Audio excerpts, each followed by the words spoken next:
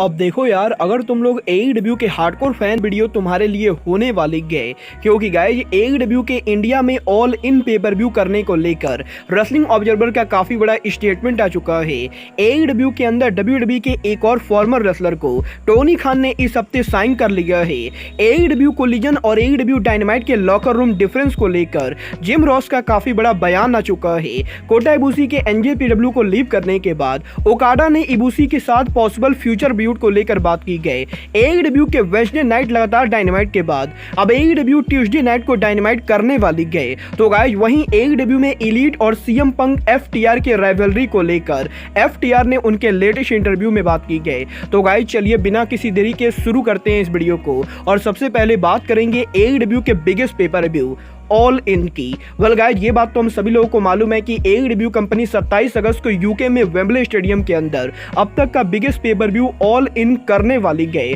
But guys यहीं इस हफ्ते सोशल मीडिया के ऊपर एक रेसलिंग फैन ने रेसलिंग ऑब्जर्वर डेव मेल्जर से ये पूछा था कि AEW के वेम्बले स्टेडियम में ऑल इन पेपर व्यू करने के बाद AEW कंपनी क्या अगले साल उनके ऑल इन पेपर व्यू को इंडिया के अंदर कर सकती गए। वेल गाइस, यहाँ पर जब इस फैन ने ये पूछा तो रेसलिंग ऑब्जर्वर डेव मेल्जर का ये कहना है कि इंडिया के अंदर AEW कंपनी अगर उनका ऑल इन पेपर व्यू करती गए तो गाइज ये पेपर व्यू AEW हिस्ट्री का सबसे बड़ा फ्लॉप शो होगा, क्योंकि गाइज यहां पर WWE इंडिया के अंदर AEW के मुकाबले बहुत ही ज्यादा पॉपुलर है। और गाइज यहां पर WWE के इंडिया में इतने पॉपुलर होने के बाद भी WWE कंपनी इंडिया के अंदर उनके अपकमिंग शो के लिए 4000 टिकट को भी सोल्ड आउट नहीं कर पा रही गए। तो गाइज इसीलिए AEW के अंदर अगर AEW company all in pay per view को इंडिया में करती गए तो गाइज शायद इस पेपर व्यू के ऊपर क्राउड ना आ पाए। और गाइस यहां पर रेसलिंग ऑब्जर्वर ने इस चीज को बिल्कुल ही क्लियर कर दिया है कि इंडिया में तो AEW company all in pay per view नहीं कर सकती गए। वेल गाइस, मैं यहां पर डेव मेल्जर की इन बातों से पूरी तरह से एग्री करता हूं। गाइस मुझे भी ये लगता है कि आने वाले कम से कम 5 से 10 सालों तक AEW को इंडिया के अंदर गलती से भी डेब्यू नहीं करना चाहिए। वेल गाइस, ये तो बात हुई AEW के इंडिया में all in paper. But guys जहां तक बात रही AEW की, तो गाइस यहीं अभी हफ्ते AEW के वीकली डायनामाइट शो के ट्यूसडे पर मूव होने को लेकर बैक स्टेज से बहुत बड़ी अपडेट आ रही है। वेल गाइस, इस हफ्ते AEW ने सोशल मीडिया के ऊपर उनके अपकमिंग डायनामाइट शो को प्रमोट किया है, जहां पर AEW के इसी प्रमोशन के अंदर AEW कंपनी ने इस चीज को अनाउंस कर दिया है कि AEW कंपनी अक्टूबर महीने के अंदर उनके एक डायनामाइट को ट्यूसडे नाइट के ऊपर करने वाली गए। और गाइस यहां पर 10 अक्टूबर को AEW कंपनी लंबे टाइम के बाद ट्यूसडे नाइट के ऊपर उनके डायनामाइट को करेगी। और गाइस क्योंकि 11 अक्टूबर को पॉसिबली TBS नेटवर्क के ऊपर TNT नेटवर्क कोई बड़े शो को ब्रॉडकास्ट करने वाली गए, तो गाइज इसीलिए 10 अक्टूबर को AEW कंपनी ट्यूसडे नाइट के ऊपर उनके डायनामाइट को करने वाली गए। और गाइज क्योंकि ये डायनामाइट ट्यूसडे नाइट को होने वाला है, तो गाइज इसका मतलब ये बिल्कुल भी क्लियर है कि 10 अक्टूबर को एक बार फिर से रेसलिंग फैंस को NXT और AEW हेड टू हेड जाते हुए दिखाई देंगे। वेल गाइज देखना बहुत ही दिलचस्प होने वाला है कि NXT और AEW के हेड टू हेड जाने पर इन दोनों शोज की व्यूअरशिप कैसी रहती गई। बट गाइज चलिए फिलहाल आगे बढ़ते हैं और बात करते हैं AEW के न्यूएस्ट साइनिंग की। वेल गाइस, ये बात तो हम सभी लोगों को मालूम है कि हाल फिलहाल में AEW के अंदर AEW ने काफी सारे रेसलर्स को साइन किया है। बट गाइस यहीं इस हफ्ते अब WWE के hall of famer Scotty Hotty के AEW में साइन होने को लेकर बैक स्टेज से बहुत ही बड़ी रूमर आ रही गई। वेल गाइस, इस हफ्ते फाइटफुल सेलेक्ट ने इस चीज को कंफर्म किया है कि 2 हफ्तों पहले AEW के डायनामाइट शो के ऊपर स्कॉटी हॉटी के AEW में प्रोड्यूसर के तौर पर काम करने के बाद टोनी खान ने पॉसिबली स्कॉटी हॉटी को साइन कर लिया है। और गाइस क्योंकि स्कॉटी हॉटी AEW के अंदर प्रोड्यूसर और कोच के तौर पर साइन हुए हैं, तो गाइज इसीलिए AEW की तरफ से स्कॉटी हॉटी के कॉन्ट्रैक्ट को लेकर कोई भी अनाउंसमेंट नहीं होने वाली गए। बट गाइज यहां पर रिसेंटली क्रिस हीरो को साइन करने के बाद अब टोनी खान ने स्कॉटी हॉटी को भी AEW के बैक स्टेज के ऊपर प्रोड्यूसर और कोच के तौर पर साइन किया है। वेल गाइज देखना बहुत ही दिलचस्प होने वाला है कि टोनी खान के क्रिस हीरो और स्कॉटी हॉटी जैसे एक्सपीरियंस लोगों को साइन करने के बाद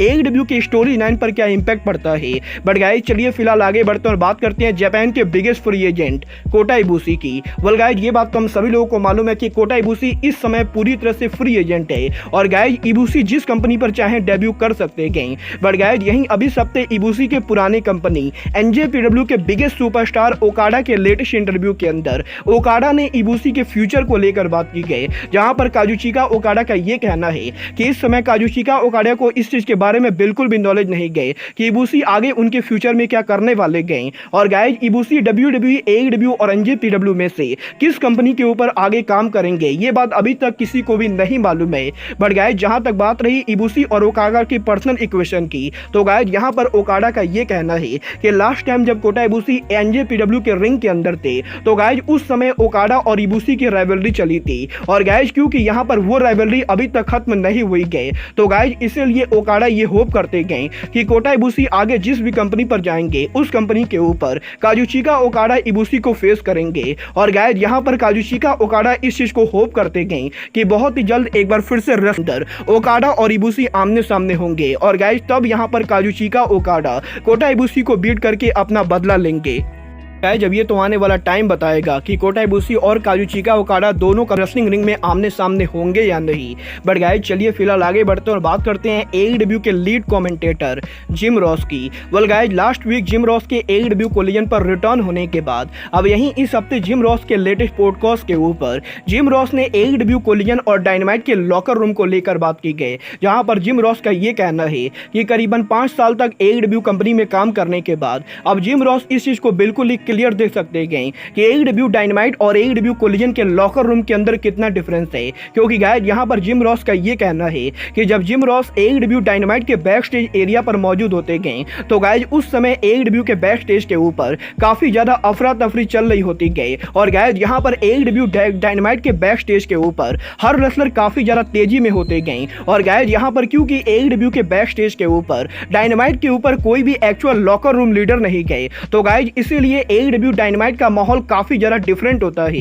बट गाइस यहां पर इस हफ्ते AEW कोलिजन पर रिटर्न करने के बाद जिम रॉस ये बिल्कुल कहना चाहेंगे कि AEW के कोलिजन का माहौल AEW डायनामाइट के मुकाबले काफी ज्यादा शांत है और गाइस यहां पर जिम रॉस इस चीज का पूरा क्रेडिट टोनी खान और CM पंक को देना चाहेंगे। क्योंकि गाइस यहां पर जिम रॉस को ये लगता है कि CM पंक और टोनी खान AEW कोलिजन के बैक स्टेज के ऊपर हर किसी को पूरी तरह कंट्रोल में रखते गए और गाइस क्योंकि यहां पर AEW कोलिजन शो के ऊपर डायनामाइट के मुकाबले कम रेसलर काम करते गए तो गाइज इसीलिए AEW के बैक स्टेज के ऊपर कोलिजन पर किसी तरह की कोई भी टेंशन नहीं गए और गाइज यहां पर जिम रॉस का ये कहना है कि AEW डायनामाइट के मुकाबले इस समय AEW कोलिजन के लॉकर रूम का माहौल काफी ज्यादा बढ़िया है। वेल गाइज ये तो बात है जिम रॉस और AEW के लॉकर रूम की। बट गाइज जहां तक बात रही डायनामाइट और कोलिजन की तो गाइज ये बात तो हम सभी लोगों को मालूम है कि AEW डायनामाइट के ऊपर एलीट काम करती गए और गाइज कोलिजन शो के ऊपर CM पंक और FTR काम करते गए।